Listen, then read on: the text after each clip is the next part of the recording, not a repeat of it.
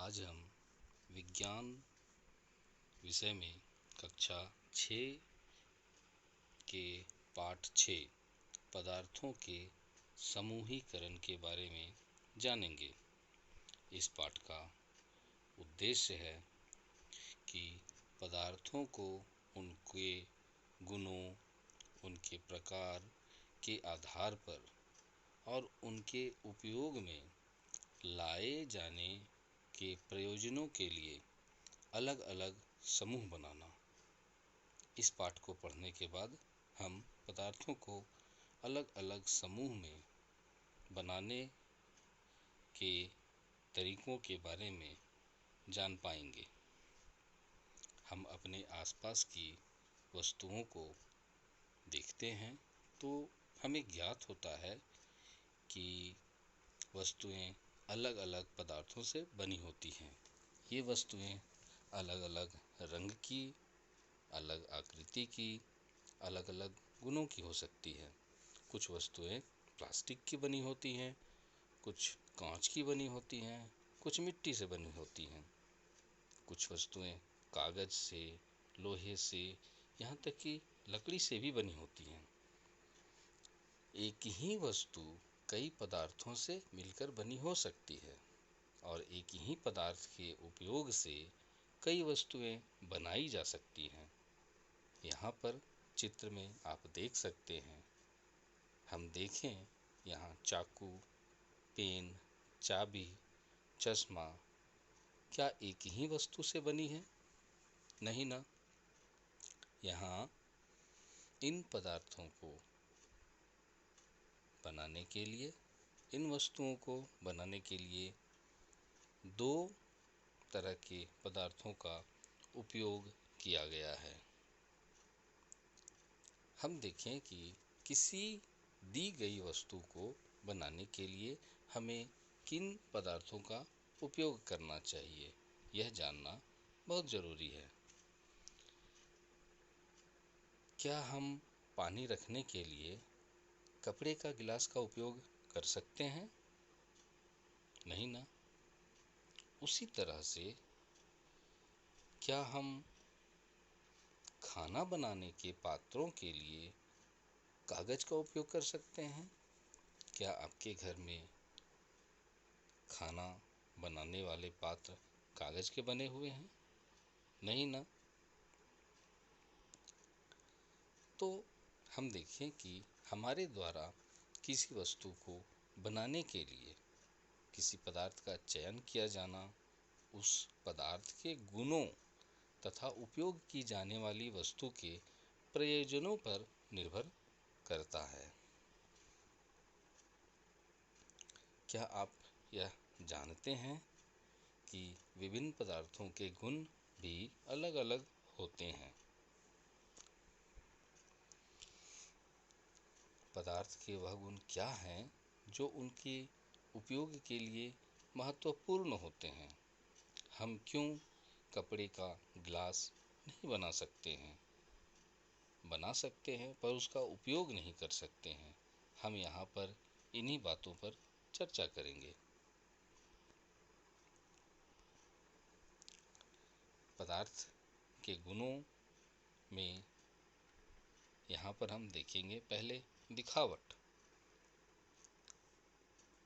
पदार्थ गोल आकृति वाले भी हो सकते हैं, जैसे संतरा, घड़ा, गेंद, टमाटर आदि, और चौड़े आकृति वाली भी हो सकते हैं, जैसे हमारी पुस्तकें, हमारे घर के दरवाजे, स्कूल के दरवाजे, खिड़कियाँ। दिखावट में पदार्थ प्रायः एक दूसरे से भिन्न दिखाई देते हैं। लकड़ी लोहे से अलग दिखाई देता है, लोहा तांबे से या एल्युमिनियम से अलग दिखाई देता है। धातुओं में एक चमक होती है। हम इन्हें जब काटते हैं या रगड़ते हैं तब हमें इस बात का अनुभव होता है। कुछ वस्तुओं को आसानी से दबाया या खरोंचा जा सकता है। ऐसे पदार्थ को हम कोमल पदार्थ कहते हैं, जैसे मोमबत्ती, चॉक, मिट्टी। इसके विपरीत कुछ पदार्थों को आसानी से दबाया या खरोंचा नहीं जा सकता है। ऐसे पदार्थों को हम कठोर पदार्थ कहते हैं, जैसे लोहा, तांबा, पत्थर। कुछ पदार्थ जल में विलेय होते हैं और कुछ अविलेय। यह भी समूहीकरण का एक समूह है। जो पदार्थ जल में घुल जाते हैं या विलीन हो जाते हैं उन्हें हम विलेयी पदार्थ कहते हैं, जैसे चीनी, नमक। जबकि कुछ पदार्थ जल में विलीन नहीं होते हैं, उन्हें हम अविलेयी पदार्थ कहते हैं, जैसे बालू, लकड़ी का बुरादा। आपने कभी पानी में इन वस्तुओं को घोलकर देखा है? ऐसा करने पर हमें ज्ञात हो जाता है कि कुछ पदार्थ जल में विलेय होते हैं और कुछ अविलेय।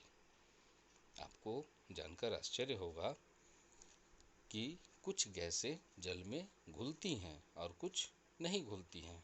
इसके आधार पर हम गैसों का भी समूहीकरण कर सकते हैं कि कौन सी गैसें जल में घुल सकती हैं और कौन सी गैसें जल में नहीं घुल सकती हैं।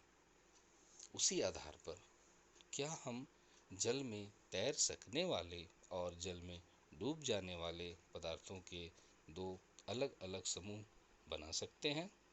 बिल्कुल, आप कोशिश करें, दो समूह बन जाएंगे। यहाँ पर आपके लिए कुछ प्रश्न दिए हुए हैं, इनको हल करने की कोशिश करें। यहाँ पर गोलाकृति और अन्य आकृतियों के समूह में इन वस्तुओं को बांटना है। उसी तरह से खाद्य और अखाद्य दो समूहों में पदार्थों को बांटना है।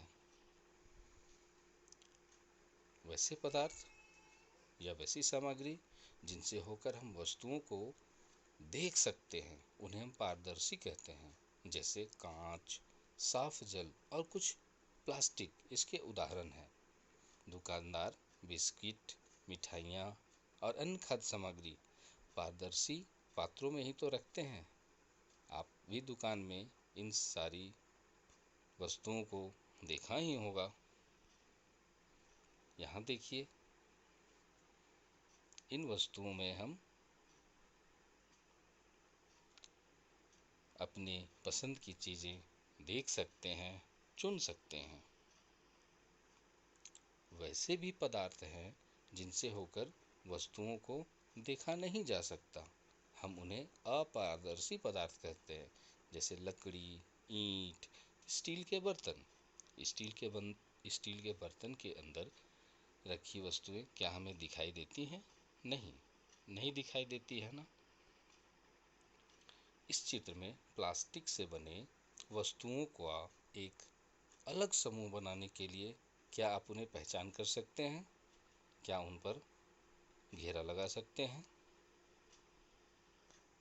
यह देखिए, पीली रंग के घेरे में जो वस्तुएं हैं वो सारी प्लास्टिक की बनी हुई वस्तुएं हैं। अब हम कह सकते हैं कि दैनिक जीवन में पदार्थों का समूहन हम अपनी सुविधा के लिए करते हैं। वस्तुओं का भंडारण सामान्यतः इस प्रकार करते हैं कि वह खोजने पर जल्दी से मिल जाएं। जैसे किसी दुकान में सभी प्रकार के साबुन एक स्थान पर, अनाज को दूसरे स्थान पर, अन्य सामग्री अलग अलग स्थानों पर रखी जाती है। आपने दवाई की दुकानों में देखा होगा कि दुकानदार किसी भी दवा को तुरंत खोजकर निकाल देते हैं। आप किराने की दुकान पर भी यही देखते हैं कि जहाँ पर एक तरह की वस्तुएं हैं उन्हें समूहीकरण करके अलग अलग भाग में रखा जाता है। तो बच्चों, हमने आज समूहीकरण के बारे में जाना। क्या आप इस तरह से वस्तुओं का समूहीकरण कर सकते हैं? आप स्वयं से वस्तुओं का समूहीकरण कर सकते हैं। खाद्य अखाद्य वस्तु के बीच समूहीकरण, जल में घुलने वाले जल में नहीं घुलने वाले पदार्थों के बीच समूहीकरण। इस तरह से हम सामग्रियों को समूहीकरण कर सकते हैं। आप घर पर ज़रूर इसकी कोशिश करें।